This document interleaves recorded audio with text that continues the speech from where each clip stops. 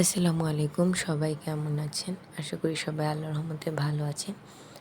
এই তো আমার ঘরের অবস্থা, বিছানা গুছানো হয়ে গিয়েছে। বাহিরের অবস্থাটা খুবই চমৎকার।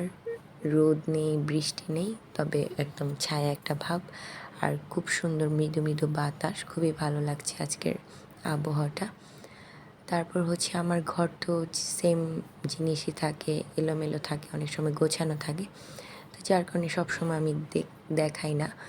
আর হচ্ছে এই হচ্ছে আরেকটা রুমের অবস্থা। এইগুলার বিছানাও গোছানো, ঝাড়া শেষ। তারপর কাপড়গুলো শুকাচ্ছে, এগুলো সমস্ত কাপড় ধুয়ে শুকাতে দেওয়া হয়ে গিয়েছে আর কি।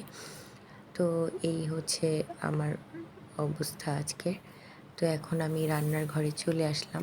ওর বাবা বাজার নিয়ে আসছে, টমেটো ১ কেজি, তারপর নিয়ে আসছে গাজর, তারপর আরও কী নিয়ে আসছে সেটাও দেখিয়ে দিচ্ছি। এখানে আছে আলু, আলু শেষ হয়ে গিয়েছে। মুসার সবজির জন্য গাজর, সেটাও শেষ হয়ে গিয়েছে। এর আগে ২টা গাজর নিয়ে আসছিল। তো আর হচ্ছে লেবুর শরবতটা আমার একটু খেতে হয়, যেহেতু আমার সিজারে বাবু হয়েছে। লেবুর তো অনেক গুণাগুণ। লেবুর শরবত খেলে স্কিন ভালো থাকে, পেট পরিষ্কার হয়, পানি শূন্যতা দূর হয়। তারপর হচ্ছে যাদের শরীরে কাটাছেঁড়া আছে, যেমন সিজারের রোগী আমি, তো আমার জন্য লেবুটা অনেকই ভালো কাজে দেয়। আপনাদেরও কাজে দিবে সবারই। ডাক্তাররা সিজার হওয়ার পরে কিন্তু বলে বেশি বেশি লেবু খাবেন, লেবুর শরবত খাবেন। তারপর হচ্ছে এটা হচ্ছে তেলাপিয়া মাছ, মুরগির মাংস, তারপর চিংড়ি মাছ, এগুলো সব আমি দেখিয়ে দিলাম কী কী নিয়ে আসছে। তো আজকে লেট হয়ে গিয়েছে, যদিও শুক্রবার। তা আমি আজকে চিংড়ি মাছটা রান্না করব। মুরগি, তেলাপিয়া মাছ, ওগুলো আমি সব প্যাকেট করে ফ্রিজে রেখে দিয়েছি। সবসময় আমি ধুয়ে রেখে দিই, আজকে সেই সময়টাও পাইনি। তো আমি এখন মানে তেল দিব না, আমি কড়াইটাকে হালকা ডিমা করে চুলাটাকে, তারপর আমি মাছগুলোকে আগে দিয়ে পানিটাকে শুকিয়ে নেব। চিংড়ি মাছ ভুনা করব।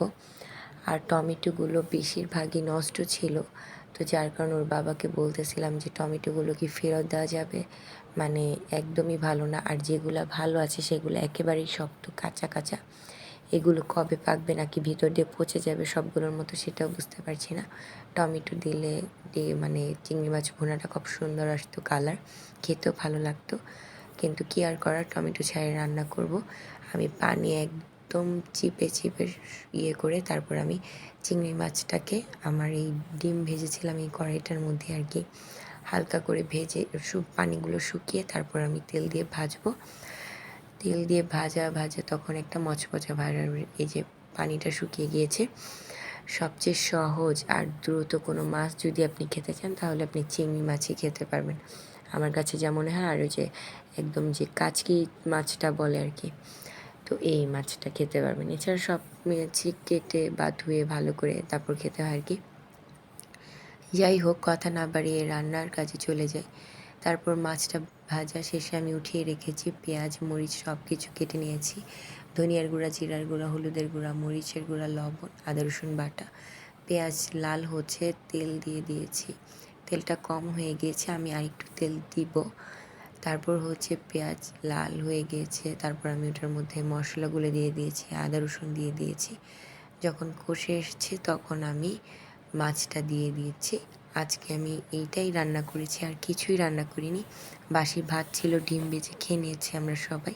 তবে রাতের জন্য আর কি একটু করে নিয়েছি, আর পরের চুলার পাড়ে আসতে আমার একেবারেই ভালো লাগে না। তারপর হচ্ছে এই আজকে একদমই সিম্পল খাবার, সিম্পল রান্না। এই তো আমি তরকারি কালারটা কীরকম আসছে সেটাও আমি দেখিয়ে দিচ্ছি। তরকারি বাটিতে তুলে নিয়েছি, এখানে ভাত বসিয়ে দিয়েছি রাতের জন্য, এগুলো খাবো আর কি। তারপর হচ্ছে তরকারি কালারটা খুব সুন্দরই আসছে, হালকা ঝোল রেখেছি। সবাই ভালো থাকবেন, আল্লাহ হাফেজ।